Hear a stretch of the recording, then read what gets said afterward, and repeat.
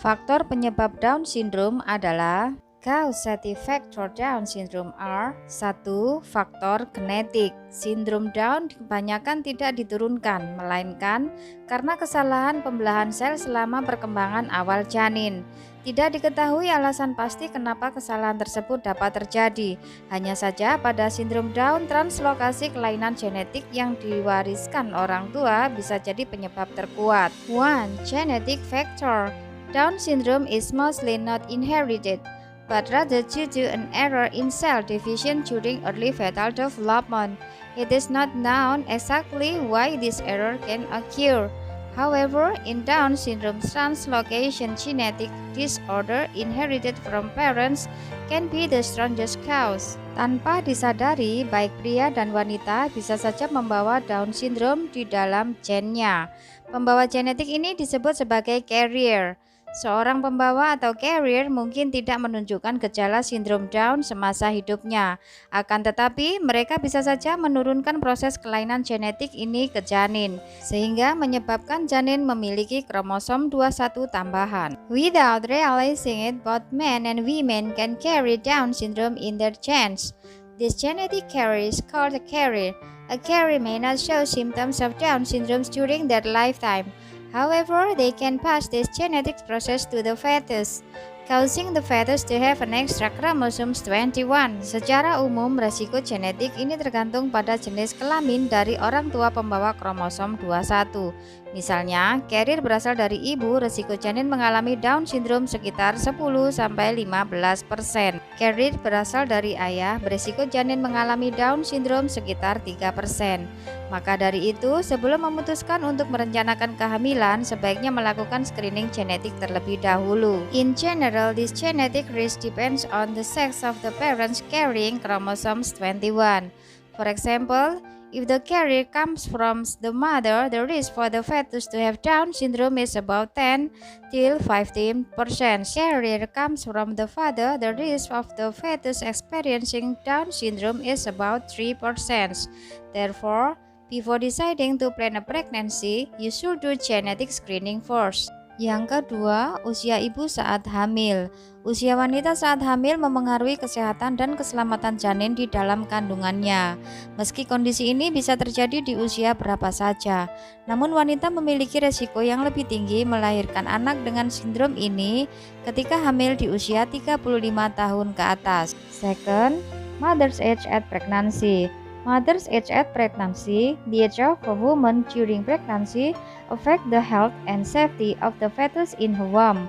Although this condition can occur at any age, women have a higher risk of giving birth to a child with this syndrome when pregnant at the age of 35 years and over. Peluang seorang wanita mengandung bayi Down syndrome adalah 1:800 jika saat mereka hamil di usia 30 tahun. Peluang ini akan mengalami peningkatan menjadi 1:350 jika mereka hamil di usia 35 tahun ke atas. A woman's chance of carrying a Down syndrome baby is 1 in 800 if they are pregnant at the age of 30 years. This chance will increase to 1 in 350 if they are pregnant at the age of 35 years and over. Resiko akan semakin meningkat seiring penambahan usia. Ketika wanita hamil di usia 49 tahun, resiko wanita mengandung bayi Down syndrome adalah 1:10. Meskipun ada sejumlah wanita yang dengan usia kurang dari 35 tahun yang melahirkan anak dengan Down syndrome. Tidak diketahui pasti apa penyebabnya. Hal ini diduga karena adanya peningkatan angka kelahiran di usia muda. The risk will increase with age. When a woman becomes pregnant at the age of 49, her risk of carrying a Down syndrome baby is 1:10.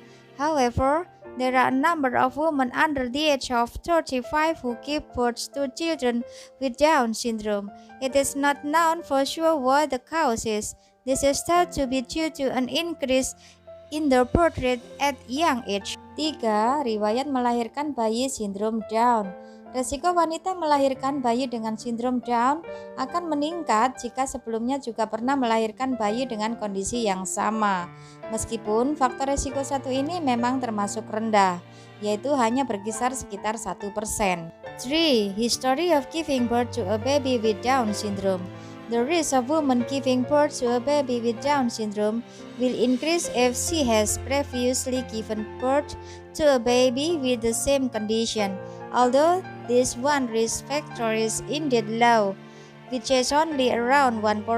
Selain itu, resiko wanita melahirkan bayi dengan sindrom ini juga meningkat berdasarkan rentang usia kehamilan antara anak sebelumnya dengan bayi yang dikandung. Hasil penelitian di University Hospital Essen, Jerman menunjukkan hal yang sama. Semakin jauh jarak usia antara kehamilan, semakin meningkat resiko mengandung bayi Down syndrome. In addition, the risk of women giving birth to babies with the syndrome also increased based on the gestational age range between the previous child and the baby being conceived. The result of research at the University Hospital Essen, Germany show the same thing. The further age between pregnancies, the greater risk of carrying a Down syndrome baby. Yang keempat, kekurangan asam folat. Salah satu faktor peningkatan risiko Down syndrome adalah kekurangan asam folat selama kehamilan, yang dipicu oleh kerja metabolisme tubuh kurang optimal untuk memecah asam folat. Penurunan metabolisme asam folat bisa berpengaruh terhadap pengaturan epigenetik untuk membentuk kromosom. 4. Folic acid deficiency.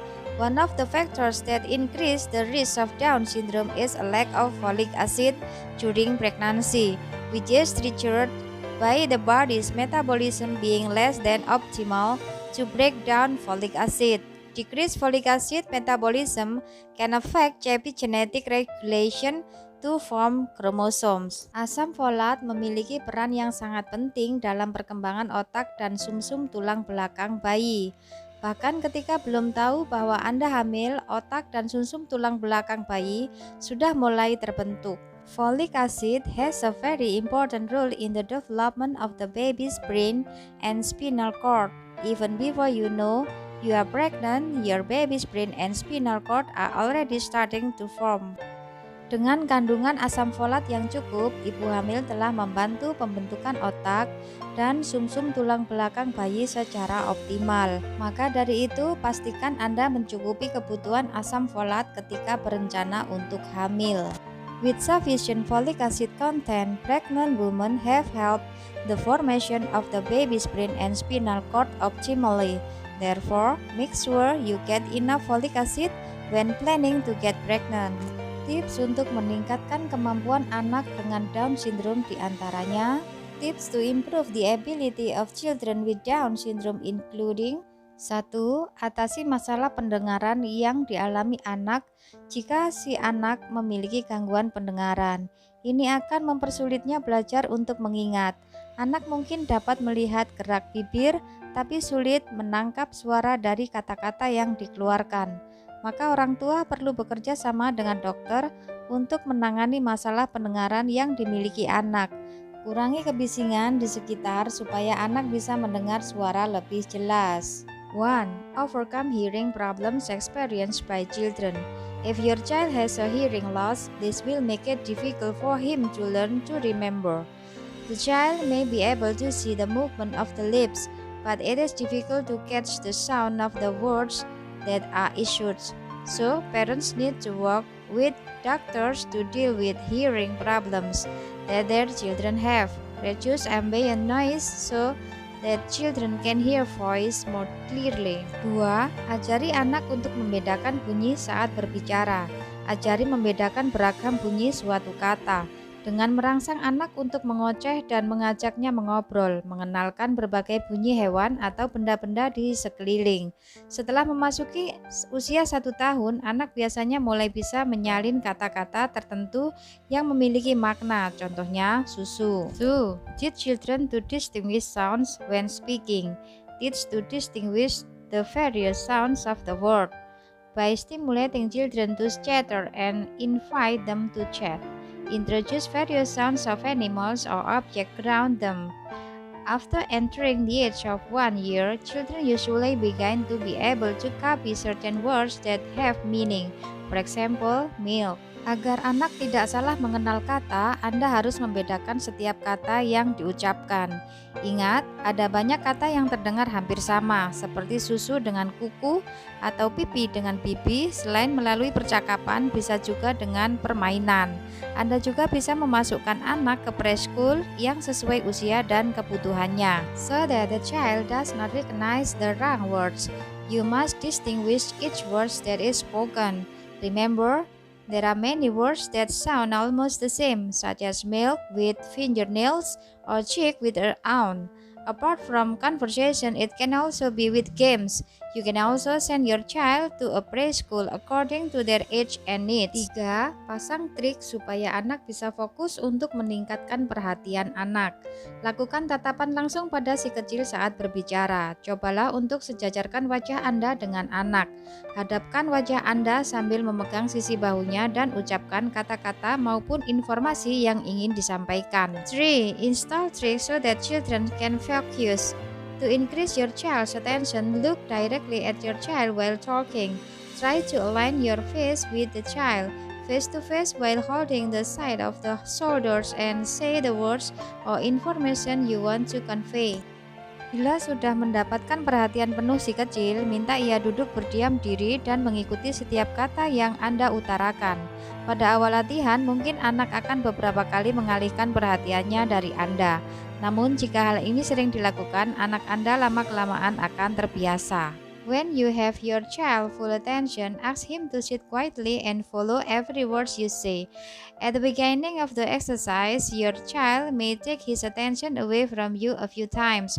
However, if you do this often, your child will get used to it over time. 4. Mengajarkan anak untuk mengingat lebih banyak hal. Anda bisa meminta anak mengingat nama hewan, nama buah, angka, dan kata-kata baru. Kegiatan ini bisa dilakukan lewat kegiatan membaca buku bersama anak, memainkan alat musik, atau menyanyikan lagu bersama. 4. Teach children to remember more things. You can ask your child to remember animal names, fruit names, numbers, and new words.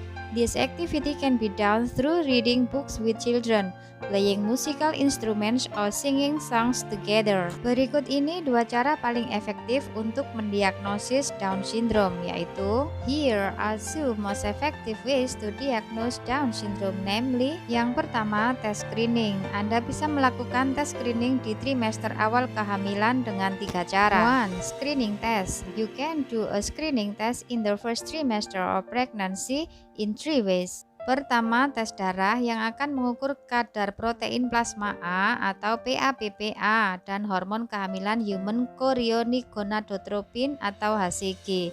Jumlah abnormal dari kedua hormon ini dapat mengindikasikan adanya masalah pada bayi. First, a blood test that will measure levels of plasma protein A or PAPPA and the pregnancy hormone human chorionic gonadotropin or HCG. Abnormal amounts of these 2 hormones can indicate a problem with the baby. Kedua, pemeriksaan USG yang dilakukan setelah memasuki trimester kedua kehamilan yang akan membantu mengidentifikasi adanya kelainan pada perkembangan bayi. Second, an ultrasound examination carried out after entering the second trimester of pregnancy will help identify any abnormalities in the development of the baby. 3. Uji nuchal transfluensi yang dikombinasikan dengan USG yang memeriksa ketebalan leher belakang janin.